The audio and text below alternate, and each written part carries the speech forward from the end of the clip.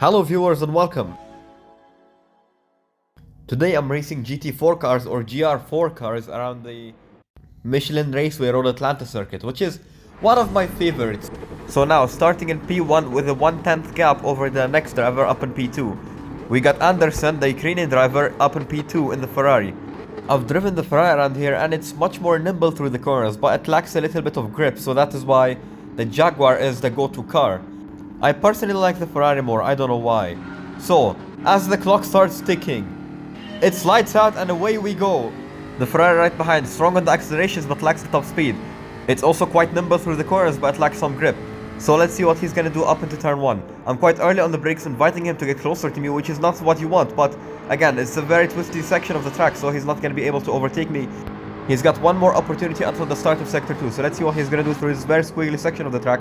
I'm up ahead and he's quite a distance behind, so I'm a little more at ease, knowing that he's not putting the pressure directly on me, because he cannot really get close to initiate any sort of battle, so it keeps me more at ease knowing he has no way to lunge a corner on me. So there I can focus more on driving other than looking in my mirror. So as I finish up sector 1, entering sector 2, he's quite a distance behind. Not close enough to me to initiate any threat, but I get a penalty, so that's gonna give him an advantage towards sector 3, which will be quite interesting because he's got a bunch of cars behind him which could also overtake and leave me all the way back in P4 or 3. So as I'm approaching the penalty line ready to serve my penalty, you can see the drivers behind are just eager for me to serve my penalty and take P1, which they will be fighting over because Andre is gonna take P1, but he's not as good as a driver as the people up and behind. He's not the best of drivers because he's not got the best of cars, so maybe it's a car issue, I'm not really sure. He overtakes from the left and then I look to see the next corner and then slip back in the slipstream and get ready to lunge him on the next corner, which will be quite interesting. Late on the brakes from miles back, I commit to the overtake and he closes down the inside, ends up in contact and him going off. Which is why you need to remember the invention of the rear view mirror, because you will need to use it a lot, especially when not behind.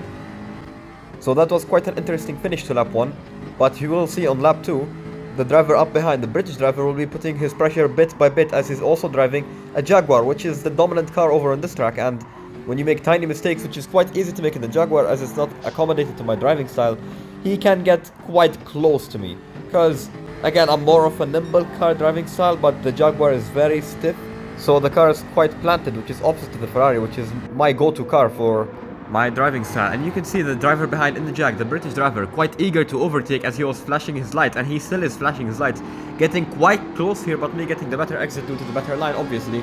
I get a little farther, I get some distance on the exit, and I'm just building up the distance because I'm sure he's gonna lunge it down the inside on next corner, so I'm gonna have to go defensive or semi-defensive. I'm gonna have to be very smart with the car position, because there you need to be very careful with how you position the car in order to prevent an overtake, because again, it's a chicane. So you need very smart car positioning skills. As I approach the corner, heavy on the brakes, you can see I block down the inside and then I'm already blocking the inside of next corner. He did not make threat in any way or form, but again, on the exit I was a little slower than him due to me defending that corner quite heavily. So again, he's gonna try a lunge again, probably into turn 1. So finishing the lap in P1, he's very close behind, he's less than 0.2 of a second behind. He's looking for the opportunity, ready to lunge. Through turn 1 we go, doesn't seem like he wants to send it down my inside. It looks like he wants to wait and overtake me on the straight maybe, but off he goes. And now you can see on the radar, looks like he dipped his wheel on the grass and basically slid off into the distance. So goodbye to my British companion and hello to the Spanish driver which is gonna be behind me. I think he's also in a Jaguar, I'm unsure about that.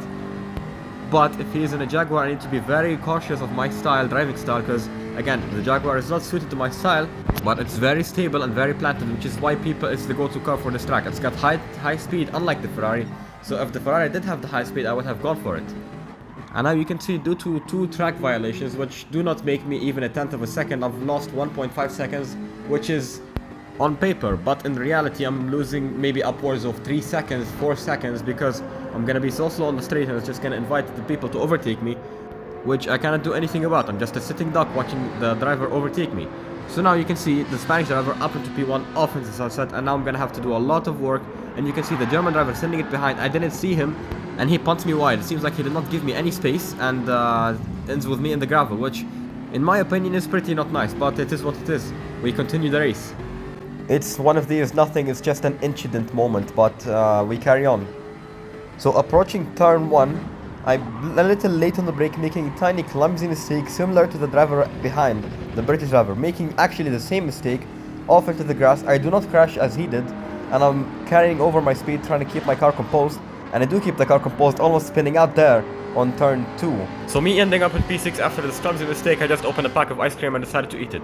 So sensing the British driver in the golden Ferrari is quite all over the place, which ends up in unavoidable contact, and again, contact over contact over contact, because he's just so much, how do I say it, he's all over the place. It's pretty much impossible not to hit him wide, which I don't think I get a penalty for that, because he's the one who sent it down my inside, and I didn't have anywhere to go, so yeah, I do not get a penalty for that, but I still have a 5-second penalty, I mean, 0.5 second penalty for probably cutting across the track somewhere, which is, in my opinion, BS. But yeah, it is what it is, so I'm gonna continue eating my ice cream. Unpopular opinion, ice cream sandwich is underrated. If you think otherwise, piss off. So coming in to serve my penalty, the golden Ferrari will be very happy to overtake me on the straight, which, again, I'll be very upset about, but it adds a bit of spice, which kind of helps me calm down a little bit. Helps me build my racecraft, which is much needed in these lobbies, especially as you climb up the ranks. So, smart car positioning, I send it down the inside and take the inside of the next corner, and then he ends up punting him wide.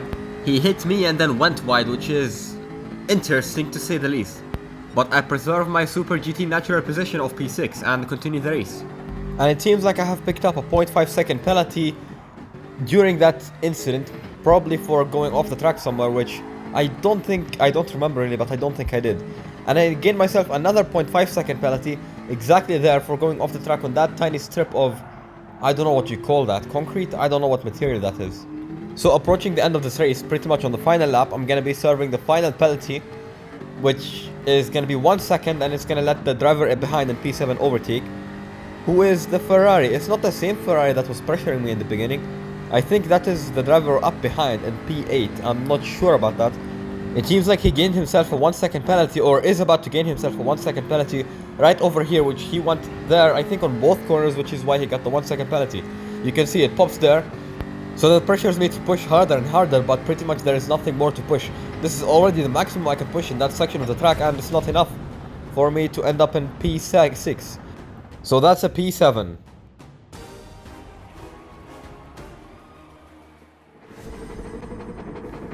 Now, into the next race, still starting again in P1, but this time in a slightly lower rank lobby, which my driver ranking is still the same, is actually better than before, but my sportsmanship ranking is worse, probably due to the many collisions we had last race. So it's gonna be quite interesting to see how stuff goes out in this race.